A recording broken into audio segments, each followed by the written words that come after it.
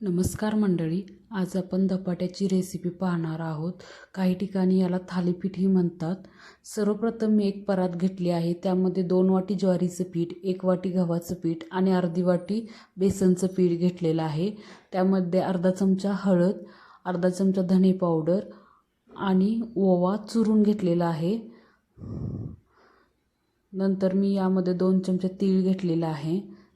चवीपुरतं मीठ घातलेलं आहे आणि मिरची आणि लसूण मी ठेचून घेतलेलं आहे। हे सर्व मी पिठात मिक्स करून घेतलेलं आहे। नंतर एक कांदा भोपळा खिसून घेतलेला आहे। एक कांदा चिरून मी यामध्ये टाकते। भोपळा हा खिसलेला आहे आणि कोथिंबीर वरून टाकते आणि हे सर्व मिक्स करून घ्यायचं। त्यानंतर थोडं थोडं पाणी टाकून आपण हे पीठ मळून घेऊया। हे पीठ जास्त घट्ट किंवा पातळ करू नये, मीडियमच ठेवायचं। नंतर एक पोळपाट घेतलेला आहे। त्यावर स्वच्छ कापड मी घेतलेलं आहे।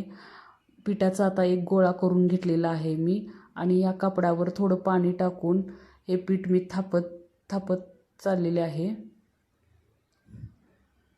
पीठ जर पुढं सरकत नसेल तर थोडं थोडं पाणी घेऊन पुढं सरकवायचं, थापत जातं ते पुढं।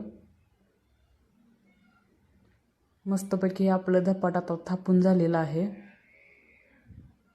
हे थापून धपाटे केलेलं खूप छान लागतं।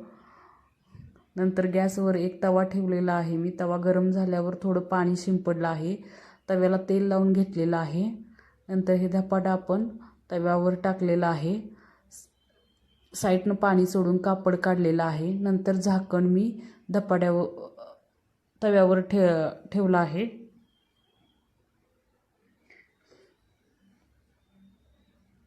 2 मिनिटं झाकण ठेवून मी काढलेलं आहे। त्यानंतर साईडनं तेल सोडून दुसरी बाजू आपण छान भाजून घेऊया। किती छान दिसतं हे धपाटं। दिसायला छान आहेच पण खायला खूप पौष्टिक आहे हे।